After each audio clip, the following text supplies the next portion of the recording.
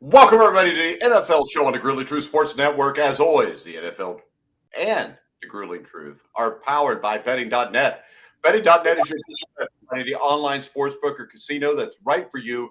Make sure you check them out at betting.net. I'm your host for the NFL show, Mike Goodpaster, and right now I want to welcome in my co-host, NFL beat writer for the Grueling Truth, Dan Kornhauser. How you doing, Dan? Doing good. Ready to keep this going. I'm ready for the NFC, and I got a lot to say, so let's do it. All right, he's got a lot to say, and we're going to say it tonight about the NFC East, where when you look at this division going in, you don't really know what you're getting because there's question marks all over the place. But the Commanders, can they block out the noise of poor ownership? The Giants, Daniel Jones, is he ever going to be the answer? If he's going to be, it better come soon. The Dallas Cowboys have holes and issues, especially in the front office. The Philadelphia Eagles, the question is Jalen Hurts. If Jalen Hurts is good this year, I think the Eagles have to be the odds-on favorite to win the division. I mean, it's down to really between two teams. It's either the Eagles or the Cowboys, and it's really whose roster do you like better, because they're clearly the two most talented teams in the division, and it's just a matter of, well, do you want to roll with Jalen Hurts, and do you like all the additions that they made in Philadelphia, or are you going to roll with the short thing that you know in Dak Prescott and a team that has, had success fairly recently, not last year, but it depends on what your flavor is. I'm excited. According to what you define as success. So at least making the playoffs and winning the division. That's where you could start. Yeah, that's the least you can do. Yeah. And we're going to start off with the Washington Commanders, led by the head misogynistic Daniel Snyder. So he's still got his team. When we look at this team, the roster does not look bad. Now, you've got Carson Wentz. Carson Wentz did post a passer rating over 90 for the fourth time since Philly took him in the 2016 draft. He's got arguably one of the best receivers in football, Terry McLaurin. This team, when you look at it from the outside, looks like they're loaded with talent, and especially on the defensive side. But I have questions about Chase Young. I don't know that he's that great. And also, I will bring up the fact that the year they drafted him, I said I wasn't real sure about him. I caught a lot of hell on this show. I think that was more from Sam Teets and Steve Risley. But when you look at the Redskins with Carson Wentz, Terry McLaurin, do they have the weapons to succeed? I think they do. I really do. And this Washington team can be sneaky, I think, this season, because I trust Wentz at the quarterback position a lot more than what they had last year. Now, that's not saying much. Yeah. That's not saying much, but at least now they have a competent, I think, at the very least, a competent quarterback. And one who's had success, one who knows how to win. Again, before it all came tumbling down, he was having an MVP caliber season before he got injured. And then it was all downhill from there. He was mentally broken and physically broken, I guess. But he had a good year in Indianapolis last year. He's got weapons here now. I mean, I love that they got Jahan Dotson at receiver. Terry's, I think, should get some more love than he does currently around the country, because he's a hell of a receiver. All right, you look at the offensive line. You have a changing of the guard because both guards are gone. Both were all pros. Brandon Shreve, Eric Flowers, good players. They brought in replacements, former All-Pro Andrew Norvell. You got Trey Turner as a replacement. He's a 5-time Pro Bowler. They seem like good investments in the organization. They've got a running back in Antonio Gibson, who I think is a rising star. You know what? I'm going to go the polar opposite. He should be a rising star, and he should be the feature back on this offense. The talent is there, both running and receiving. But I don't know what the problem is. I don't know why they hate this young man. They say they like him. They say they want to work him in, but everything they're doing is showing us otherwise. It's to the point where, I say this with a grain of salt because it is the preseason, it is training camp, so you take some of this stuff with a grain of salt. But it's ugly when the guy who you're expecting to be your RB1 is playing special teams and is practicing with the third and fourth stringers. And in the preseason game, he fumbles, and you could see the coaches were yelling at him on the sideline, which they should. Don't fumble the ball. I don't care if it's preseason. Get your act together. But it's just a bad situation because they clearly like J.D. McKissick in the passing game. They drafted Brian Robinson out of Alabama in the third round, and Robinson has been the better back thus far in training camp. He had the better preseason game, and McKissick, I think his role is set in the passing game, which I hate because Gibson's better than McKissick in the passing game. He played receiver in college, and I think they're wasting Antonio Gibson, and it's disappointing. Isn't that kind of the MO of what they do in Washington? I mean, there was a once upon a time, I remember when Clinton Portis was there and Stephen Davis. These guys knew how to use their running backs. That was a long time ago, by the way. That was a long time ago. Maybe I'm aging myself a little bit here, but yeah, this organization does. It's not like they're a pass first team. And it's not like Ron Rivera is a pass-happy coach. He does like establishing the run. He did have, Jonathan Stewart and D'Angelo Williams in Carolina. They both were very good, a good duo at the running back position, and they had success. But they just can't seem to get it together. And I would go so far as to say Brian Robinson takes the lead at some point this season over Antonio Gibson at this rate. All right, we've got Chase Young, Montez Sweat. They were good in 2020. 2 seasons ago. Now, I think this. I didn't like Chase Young coming out of college. I think Chase Young is a good football player. Shouldn't have been picked as high as what he was.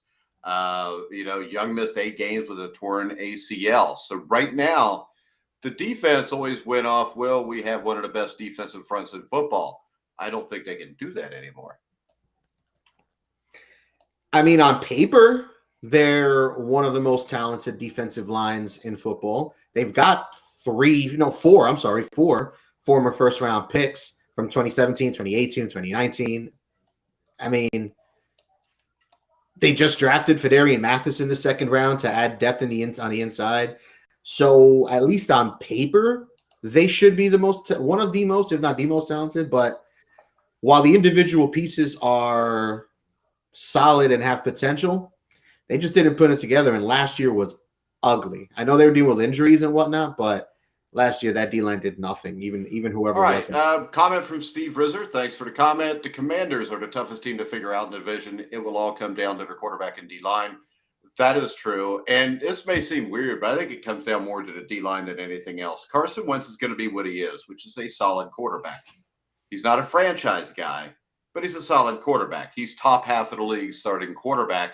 I think you'll get at least, he played well for the Colts last year. Let's face it fell apart against the Raiders and the Jaguars at the end of the season.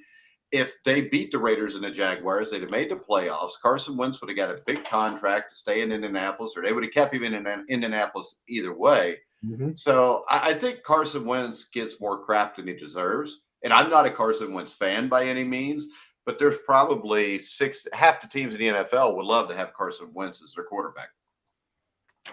Oh, yeah. Hell yeah, dude. Absolutely. I mean, you could do a lot worse than Carson Wentz. And like you said, he may not be one of those top guys, one of those franchise guys that moving forward, but he is more than serviceable. Can he do what Kirk Cousins is doing in Minnesota? Why not? Why not? He's got the talent. He didn't forget how to do all the things. Actually, I think a good comparison for Carson Wentz is Kirk Cousins. Right? They're guys that seem good enough to maybe get there, but once they get there, there's going to be something is always going to happen to stop them.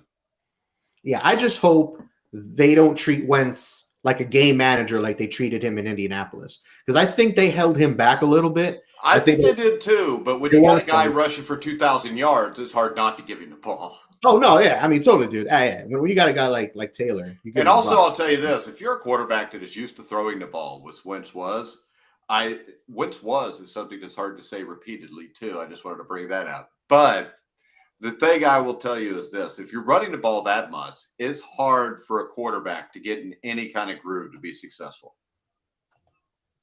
Yeah, I mean, you're not wrong, but they need to take the gloves off of this guy last year, and I hope Washington does that this year, because like you said, and like we already touched on, they have the weapons in the pass game, and if their offensive line can come together, big if, but if they can come together and be useful, the offense could be sneaky, man. There's a lot to work with. It's just, can Ron Rivera put it together? I think the issue is this, and it may not affect on the field, but I think it does a little bit. I think that this front office is a flaming dumpster fire. I think that does affect play on the field, whether the guys are happy or not. I think this is a team talented enough to make a run at maybe winning 9 or 10 games. But in the end, I don't think it happens just because of the dumpster fire. Yeah, maybe. I mean, that's one of those things. If your owner is being investigated for being complicit with sexual harassment and other things like that, and taking pictures of cheerleaders and while they're changing and shit. Yeah, it seems to be an NFC East thing. Man. I mean, I don't know what Dallas. Dallas. You had the guy taking pictures of the cheerleaders. Washington, there you go. Guys taking pictures of the cheerleaders. New York and Philly are the only place clean there that we know of. All right, next, because do the Giants even have cheerleaders? Yeah, they do. Are you sure? Pretty sure. All right. Next up, we've got the New York Football Giants, which a lot of times it seems their cheerleaders are on the field playing for them, especially on the offensive line over the last few years. But when we look at the New York Giants, I think, number one, the big question is always Saquon Barkley. Will he ever be able to stay healthy? I mean, if you have the answer to that, let me know, and we can make some money in Vegas, because that, I think, is the biggest question for this offense, or actually maybe this is the biggest question for this team. And I think it's also one that bears the heaviest weight, because if you have a healthy Saquon Barkley, you're talking about one of the most physically talented running backs in the league, period. And it doesn't matter what team, it doesn't matter what scheme, it doesn't matter when they were drafted. He is one of the most physically gifted running backs in this game. He's got perfect build. He's thick in the lower half. He's a good receiver in the passing game. He can run good routes. I mean, he's everything you look for. But damn it, can he just stay healthy? I mean, just stay healthy. Just stay on the field. That's all you got to do. Yeah, and we've got a new coach, Brian DeBall. I think this is the first good choice they've had to be the head coach since Tom Coughlin was their choice a couple decades ago. And the question is, can Brian DeBall help Daniel Jones? And the other question is this: if he can't, how quickly do you go to Tyrod Taylor? Because Tyrod Taylor, not a great quarterback, but he has got it. I mean, I remember him taking the Bills to the playoffs a few years back. He's not a great guy, but he's a stopgap until you can get the right guy. So do you see any hope for Daniel Jones? No, I don't.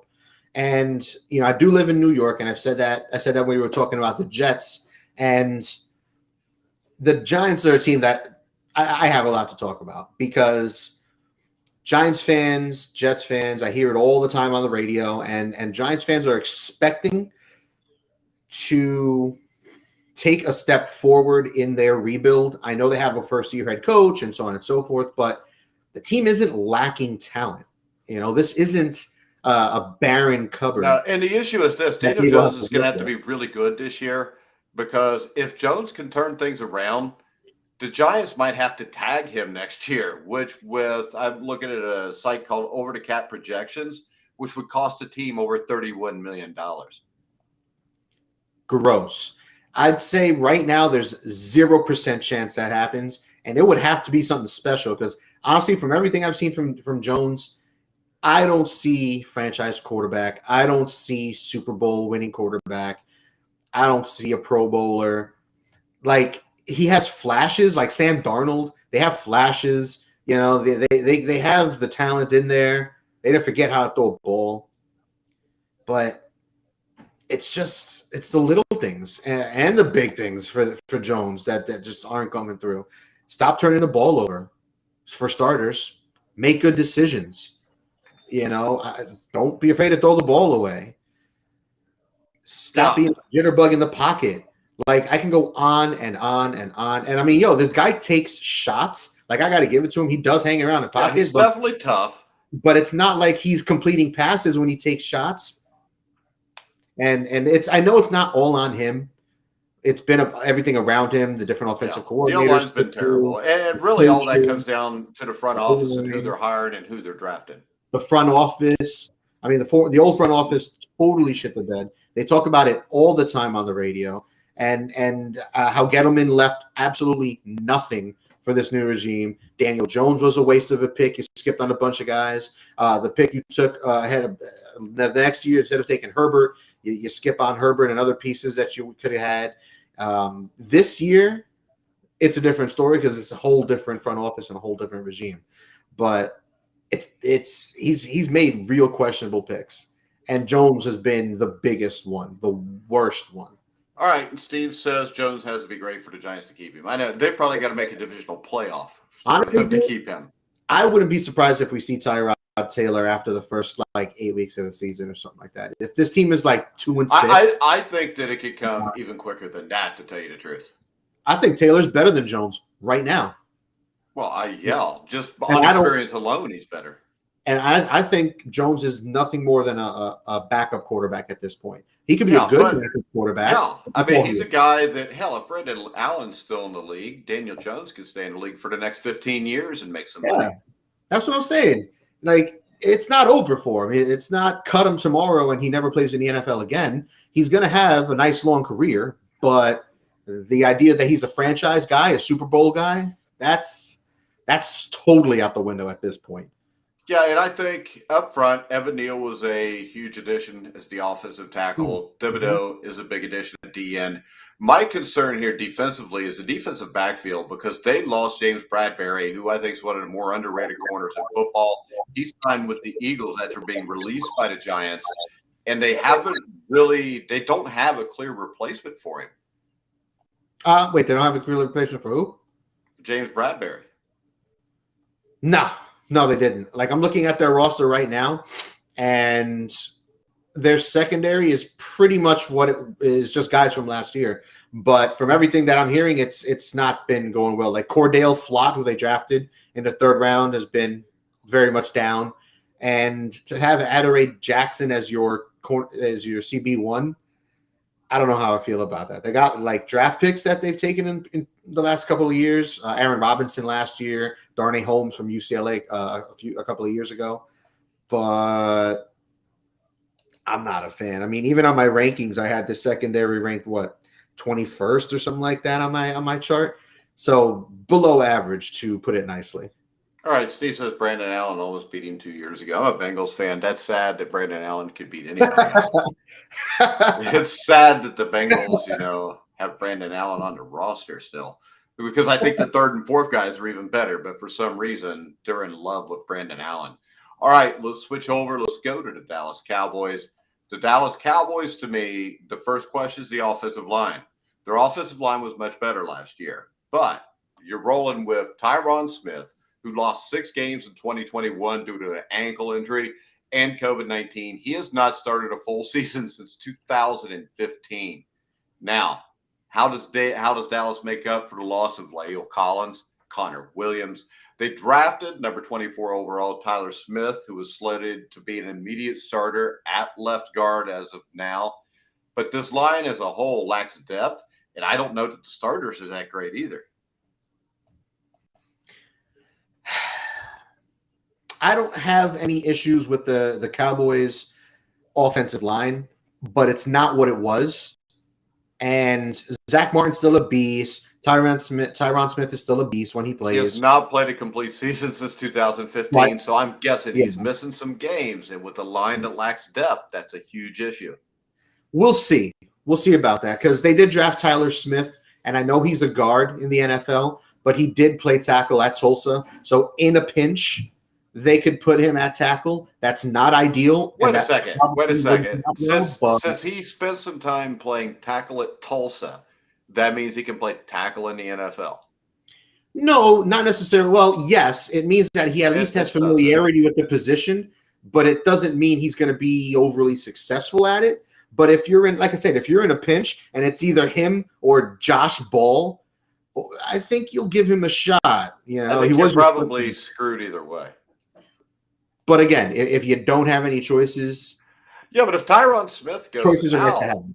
If Tyron Smith goes out and you want to move him to tackle, you're all of a sudden putting Tyler Smith at left tackle, which is a whole different ball game than right tackle or guard. I mean, I think they had Terrence Steele play left tackle a little bit last year, and that did not work out at all. So they can't do that. And I mean, they drafted Matt Waletzko in the 5th round in the draft, which he's a solid prospect, but he's a small school guy, and he is a 5th round pick. How much are you really expecting of it? So, yes, there is something to your point of the offensive line depth lacking, but if they're healthy, big if with Smith, but if they're healthy, they could at least be decent, I think.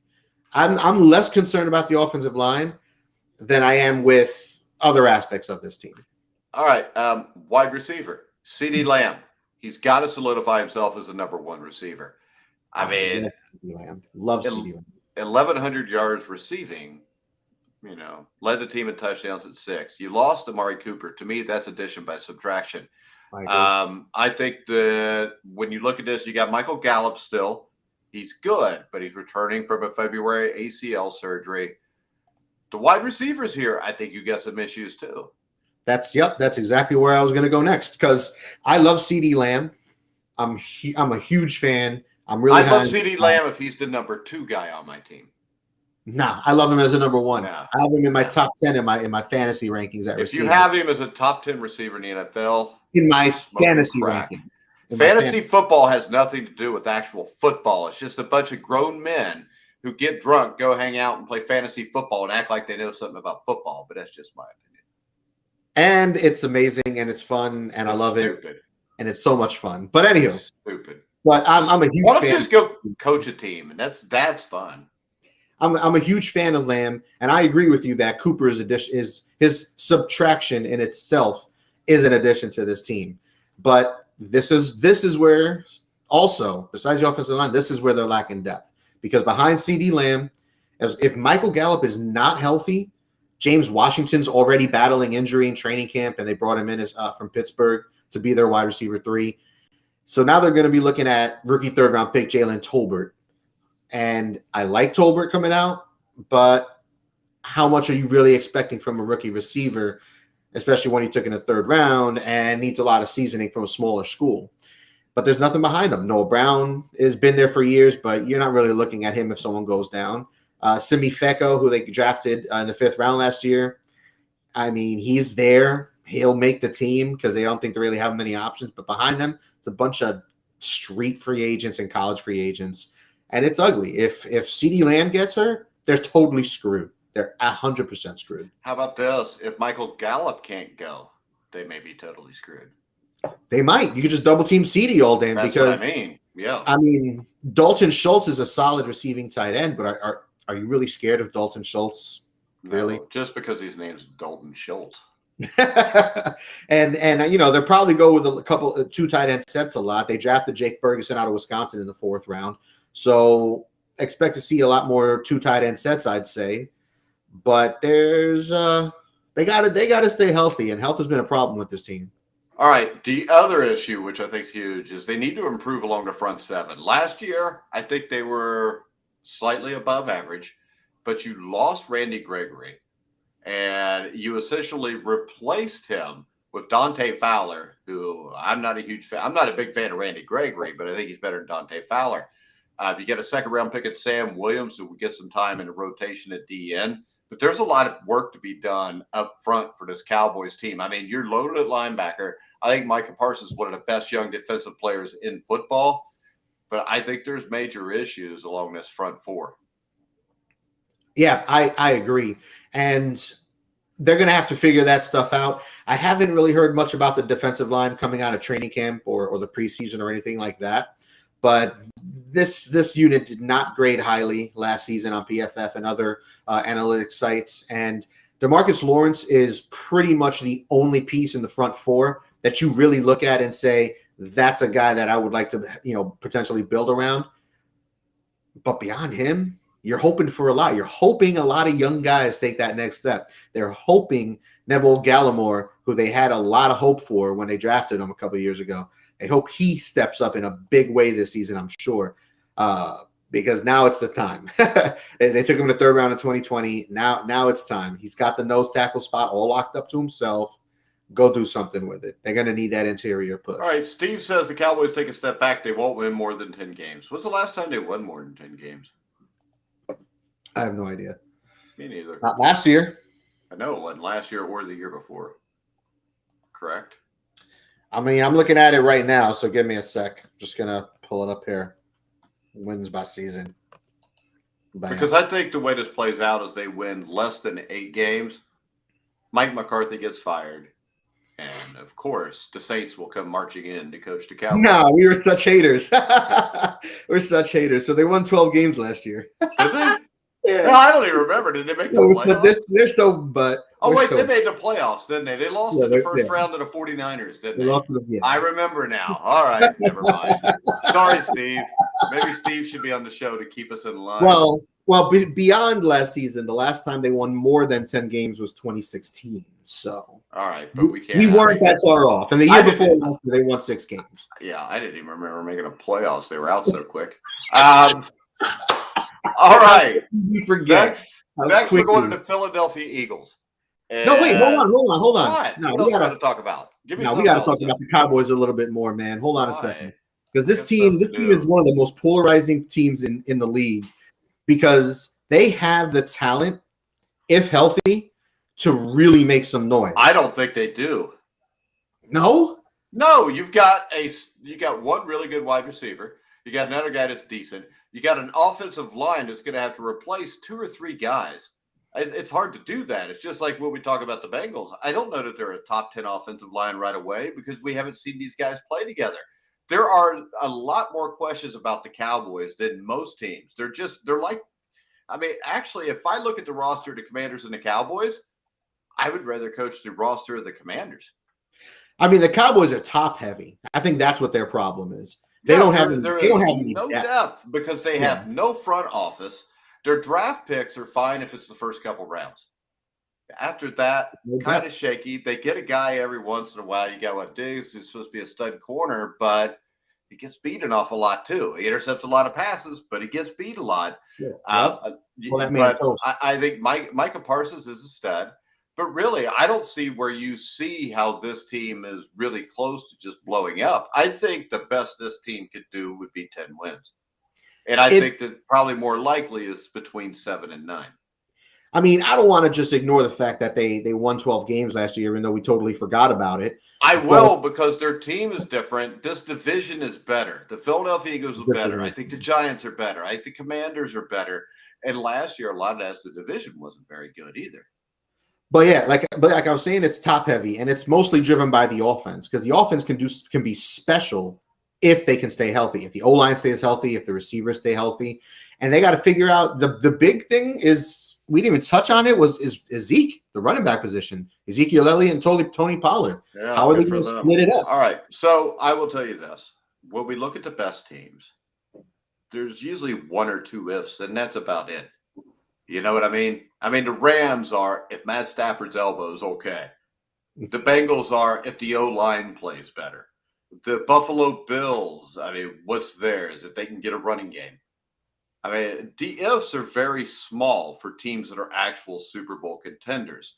There's not many teams to make it to the Super Bowl. When you do a preview show at the start of the year, there's like 7 ifs. Yeah. That's a lot. I mean, the only thing I can compare it to is if you're a Cowboys fan, the Bengals last year were probably one of those teams. We just sat here and said if the offensive line plays all right. But the thing was they didn't. So they even missed on an if and got there. But I'll also tell you this, Dak Prescott is not elite. Elite to me are the top 5 or 6 guys. Dak is a top 10 quarterback. But Dak, man, I think he's a little bit better at throwing receivers open, but he doesn't throw receivers open. Not many quarterbacks in the NFL can. Guys that throw people open are guys like Aaron Rodgers, Tom Brady, Patrick Mahomes, Joe Burrow, Josh Allen.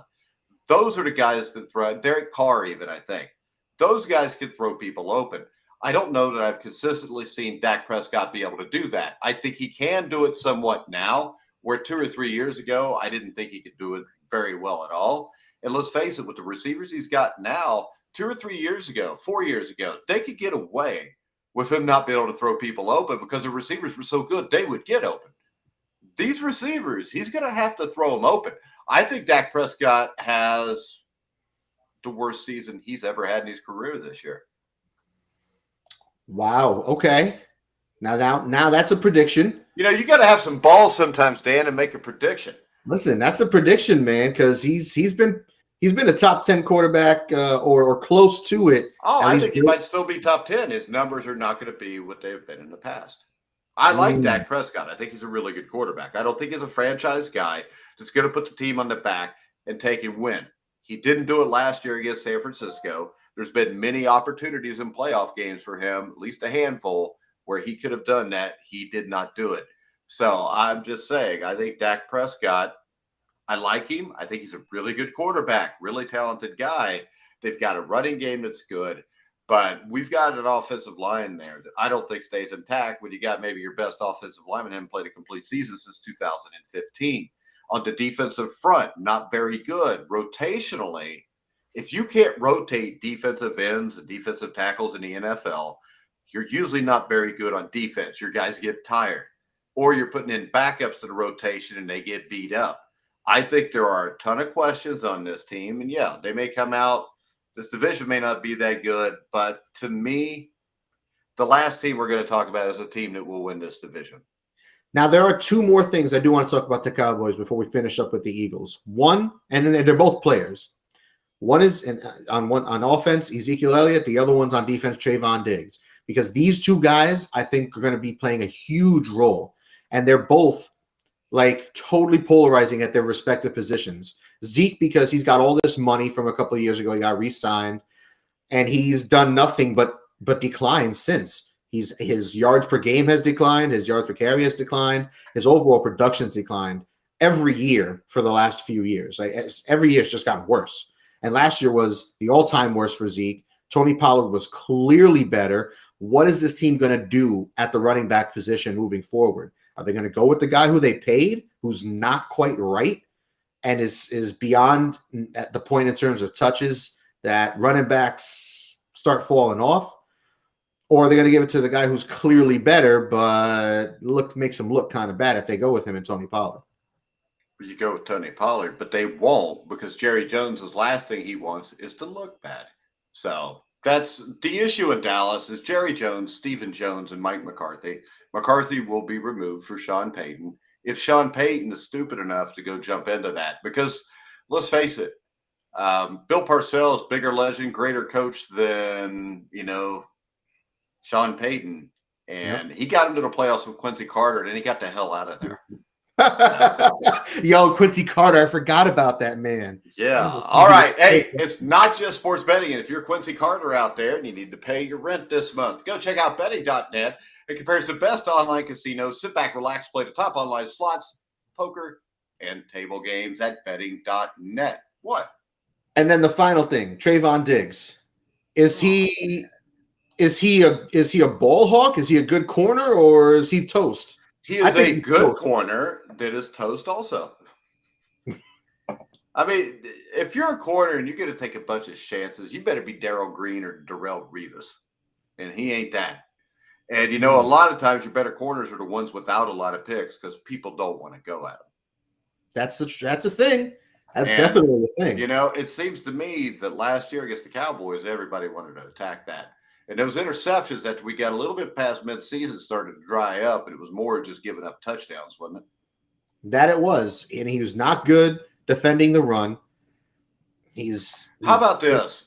He's posting coverage. I hate it. You ever see a young baseball pitcher come up, say he's pitching for the Mets, and the first time through the league, dude's awesome. He's like 4-0. He's got an ERA of 2. Second time to league, everybody has figured out how they could get to him. Next thing you know, he's in Double-A again, and you never hear from him again. Oh, man. Hold on. That actually happened here in New York. Yeah, it happens all the time. Oh, my God. Where's this guy's name? Oh, man. Hold on, because I'm embarrassed. Harvey, the starting pitcher. He was on a relief pitcher, whatever he was. I think he was on the Yankees. He had one good year. They call him the Dark Knight or something like that because I guess Batman came out the year he was good or whatever. So I think they called him the Dark Knight or something like that. And he got hyped up as some stud pitcher. And then it didn't work out as a starting pitcher, so they moved him to the bullpen. It didn't really work out in the bullpen. He left as a free agent. I think he went to the Mets, actually, or something like that. Or signed as a free agent somewhere else, bombed out there, and he went from the top of the world, starting pitcher in New York City with the Yankees, and then he dropped down to, I think, like the Cincinnati Reds, like AA team. He had injury problems. He fell off the map. Yeah, so I'm saying this happens a lot. So bad. If you went off the top of my head, 1990, Jack Armstrong with the Reds. He went like 12-1 in the first half of the season, made the All-Star team. I think the rest of the year he won like 1 or 2 games, and by the time they got to the playoffs and World Series, he was just a long relief guy. And I don't think he ever had another year anywhere near that. Matt Harvey, that's who it was.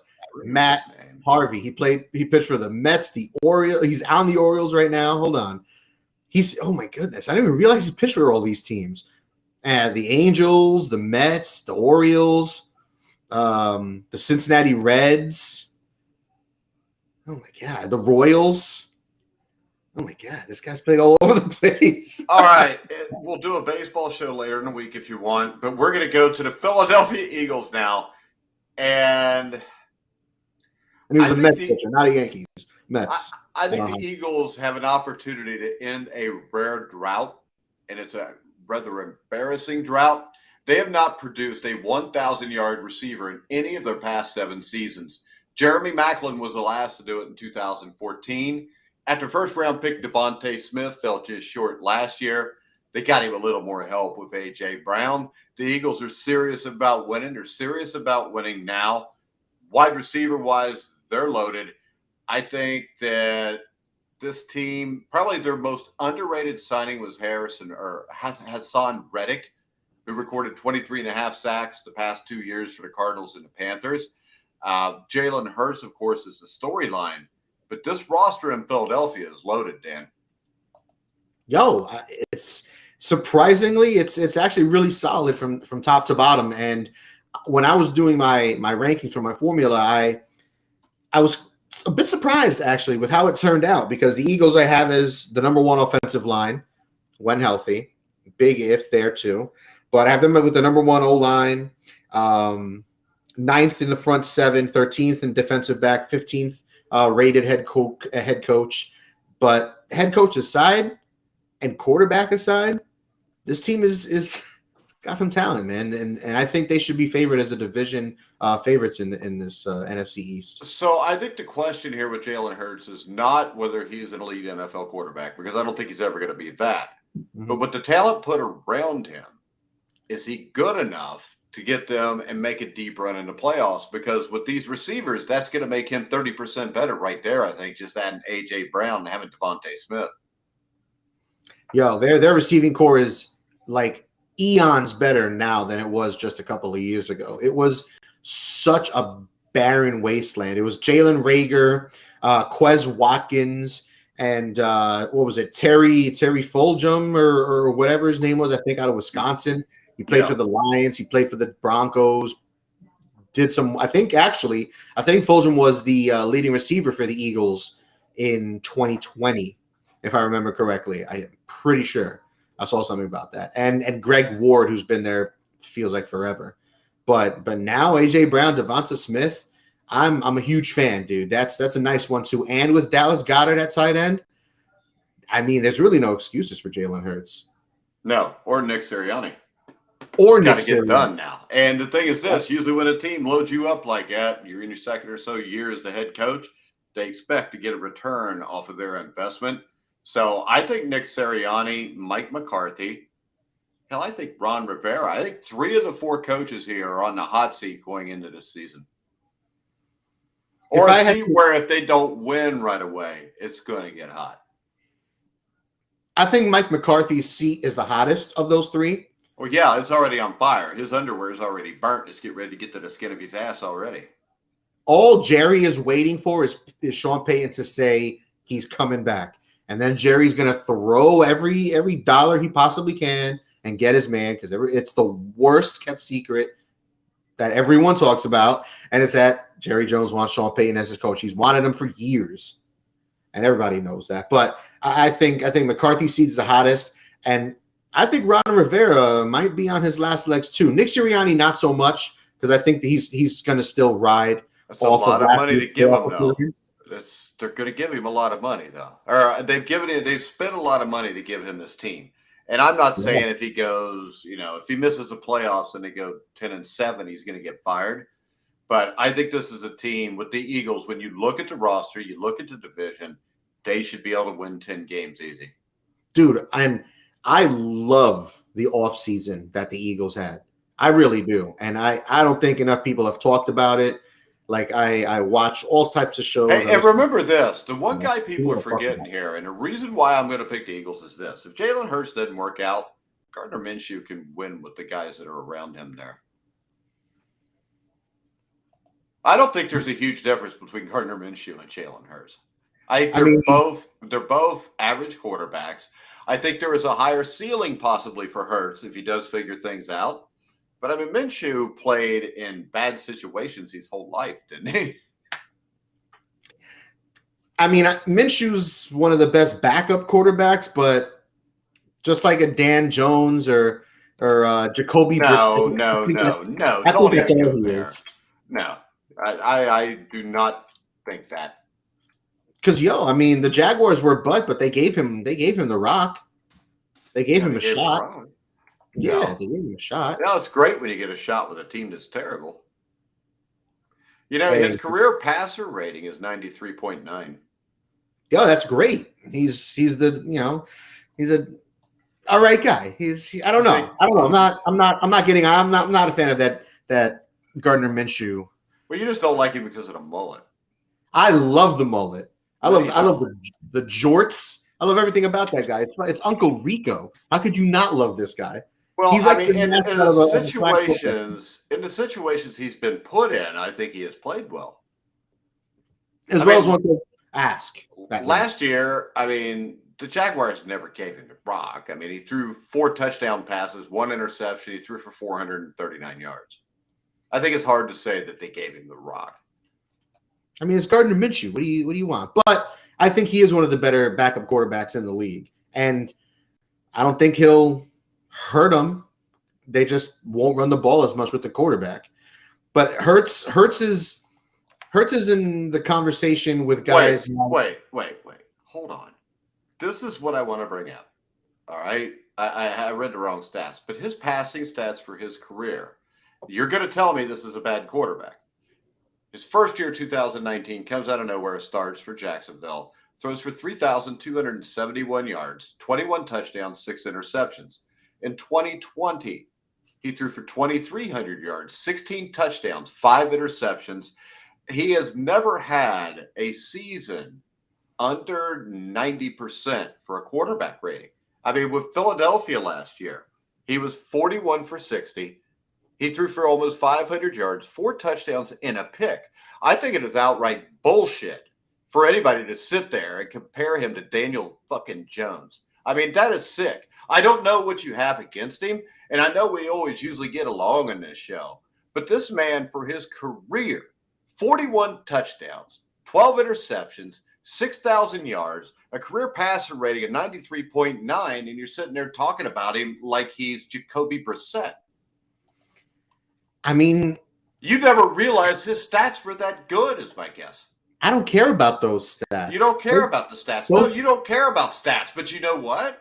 When you try to compare, Patrick Mahomes to Joe Burrow, you're all about stats. You don't care who won when they played each other. So this is the thing. You only care about what helps your argument. The fact is this. When you play on a team as bad as the Jacksonville Jaguars for 2 seasons, and you throw 21 touchdowns to 6 picks one year, and damn near the exact same the next year, you're pretty damn good. I will tell you this. I think Gardner Minshew is better than Jalen Hurts. See, the thing with Minshew is I'm looking at, while you were talking, I was looking at some of his stats and his game logs. The guy got worse as his starts went on. So he's on a bad team, which gets worse as the season goes on normally. The backup quarterback is everyone's favorite player because if the starter sucks, you could say, put this, like with your thing with Hundley in Baltimore. If Jackson's not quite right, put Hundley in. He's going to be so good. But as the weeks go on, Hundley shows you why he's a backup. Really? Just like Gardner. Hardly Just did like show Gardner, us that last year? just like Gardner Minshew. Yes, he played well against the Colts. He went in. He played well against the Titans the following week. But the losses aside, every week he literally got worse. Like against the Dolphins, he was last year he only played 3 games. No, but I'm looking at 2020. And if you go by the 3 games last year, I mean, we came in late at the Detroit game. So he started last year. He started against the Jets, and he started against the Cowboys. Against the Cowboys, 19 for 33. Where's the yards? 19 for 33, 186 yards, 2 touchdowns and a pick. Against the Jets, they actually won, which is a big deal anytime you're a Jacksonville Jaguar. He was 20 for 25, and this was his last start of the season. He was 20 of 25 for 242 yards, 2 touchdowns, and no interceptions. Or for the Eagles, I'm sorry. I mean, even going back to 2019, the stats are hollow with this man. The completion percentage is ugly. Know, they're hollow. I mean, that win against the Jets is hollow. The game against the Cowboys was hollow because he only threw 2 touchdown passes, but he gave up 51 points on defense. You can't, enough with Gardner Minshew. I'm done with Gardner Minshew. Because you're wrong. No, I mean, it's you all walked into it. You stepped into it. You're full of shit. I mean, come on, you are. Nah, the man got You worse. like to just go ahead and run your mouth. Yeah, just run your mouth. Little Risley is what I'm going to call you from now on. And I know Steve's watching this show. And he'll get a kick. You're Little Risley. Nah, hell no. Little Risley, believe it or not. How many times have we had arguments about quarterbacks on this show, and you've been right? It's actually been pretty split. Oh, has it? The big one was Joe Burrow. That was the big one. What was the one where I missed?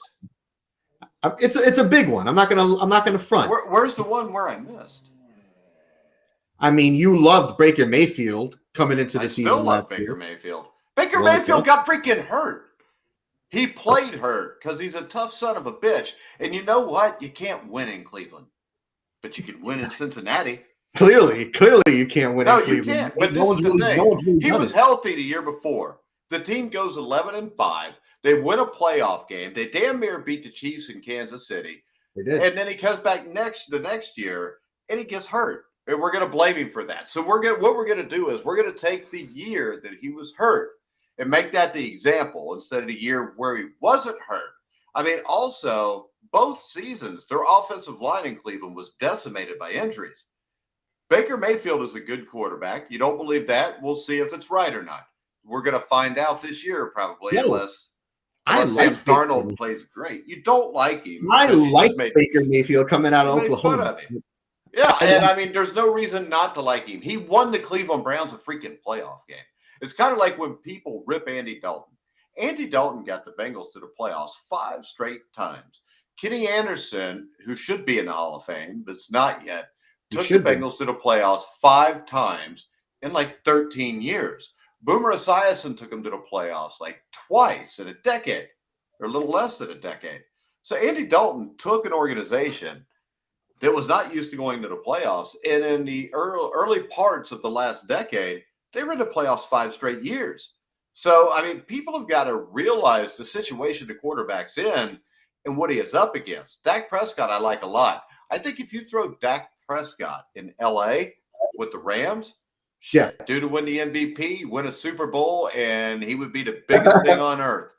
But he is stuck with Mike McCarthy and the Jones idiots. Not his fault. Still a hell of a quarterback. Baker Mayfield. You throw Baker Mayfield in L.A. last year, I think they could have won it because let's face it, until the end of the season, Matt Stafford wasn't really playing off the hook, if you know what I mean. And Baker Mayfield, little similarities, I think, not the way they play, but just the fact that they are guys that when they are hot, they can shoot the ball out of their ass 50 yards down the field and it's going to be caught by their guy. When they're not hot, there's interceptions all over the place. So you got to take the good with the bad. Baker Mayfield, to me, is always going to be a guy somewhere in the range of 8 to 14. You put enough guys around an 8 to 10 season, he can win you playoff games. And if you put enough studs around him, now my issue with Mayfield is I'm not sure the maturity level is there, but we're going to find that out real quick this year. Now let's shift the convo back to the Eagles though, because I want to ask you a couple of questions about the Eagles before we wrap things up here with the NFC East.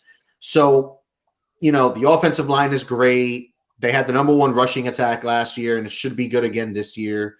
They brought in A.J. Brown, all awesome things. Bringing in Hassan Reddick, like you mentioned. They signed James Bradbury in the secondary.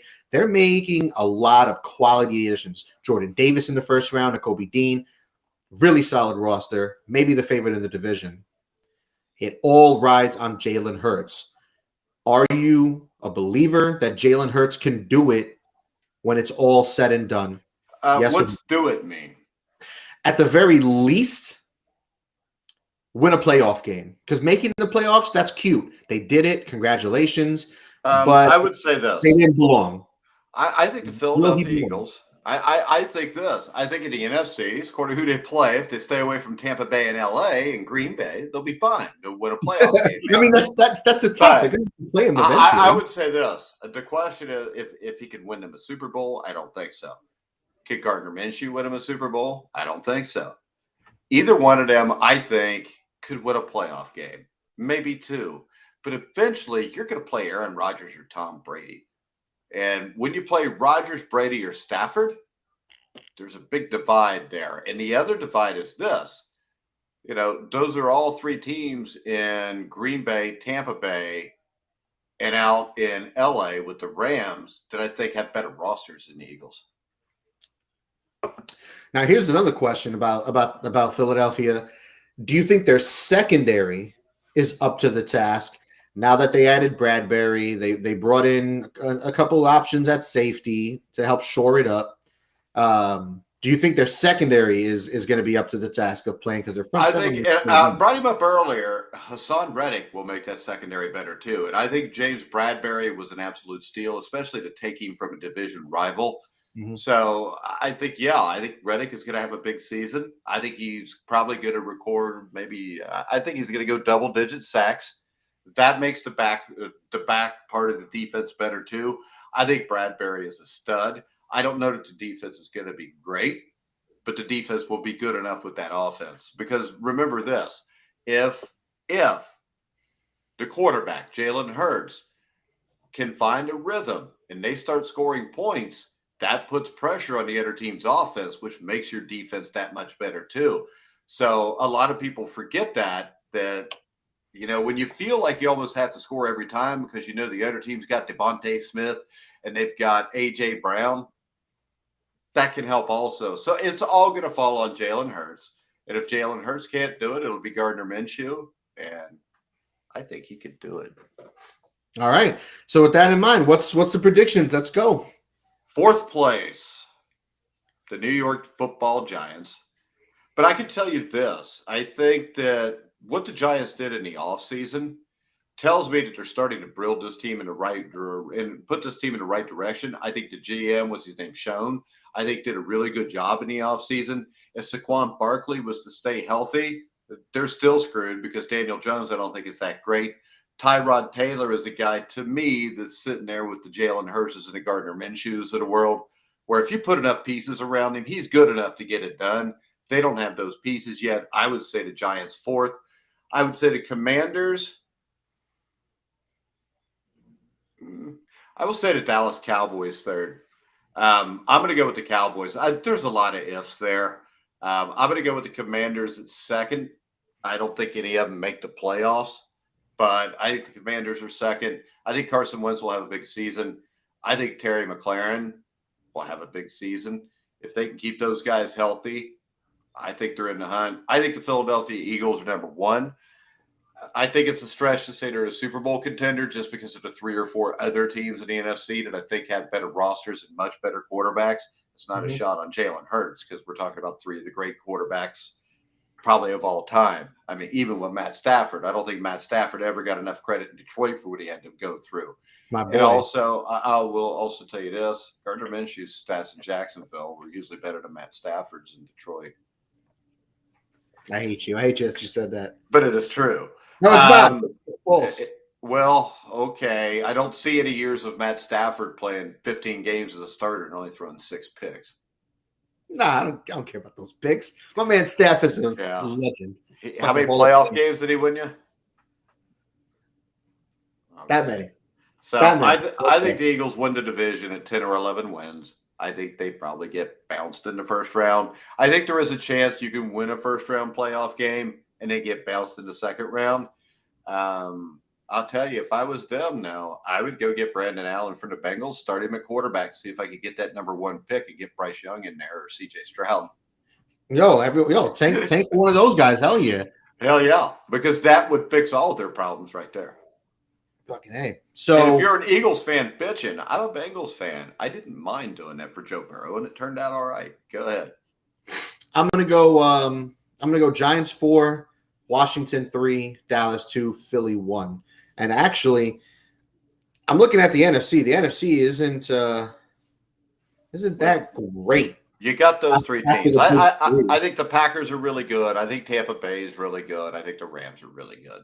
That's what I'm saying. After the big 3, it's pretty how about open. this? If Trey Lance was to work out in San Francisco, there would be 4 teams.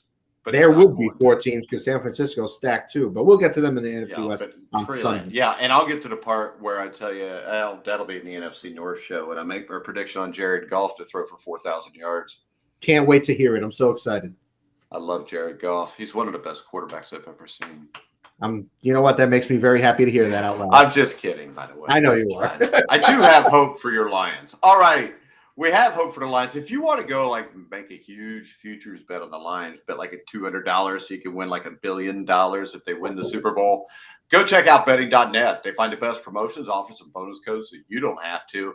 Head over to their website now to take advantage of things like free bets and matching deposits. Now, Dan, we will be back on Sunday night. Steve Risley tells me he will be back. He wants to talk NFC West. We'll talk about the Rams, Seahawks, 49ers, and Cardinals, which to me seems like a top-heavy division now with the Rams. Can't wait. Sunday's going to be fun. I miss Steve. I know you do. Mm-hmm. He said he loves you and to give you a big kiss. All right, guys. Steve. You're my boy, we should have a NASCAR show tonight at 10 o'clock Eastern time. Check that out. If you didn't see our Inside Boxing weekly preview of the Anthony Joshua, Alexander Usyk rematch, that is also on our YouTube channel. You can find it on Twitter or Facebook. You can like and follow us at grueling_truth on Twitter. We got a new Twitter page. We need everybody to go follow it because, in a week and a half, we picked up like 350 followers, which isn't bad. How many followers you got on your Facebook, Dan? I don't know, 40, something like that. Damn, that many. All your friends. Pretty much. All your mom's friends. All your mom's friends. She doesn't have any. It's a bunch of women from Asia trying to get you to fly them over and marry them, isn't it?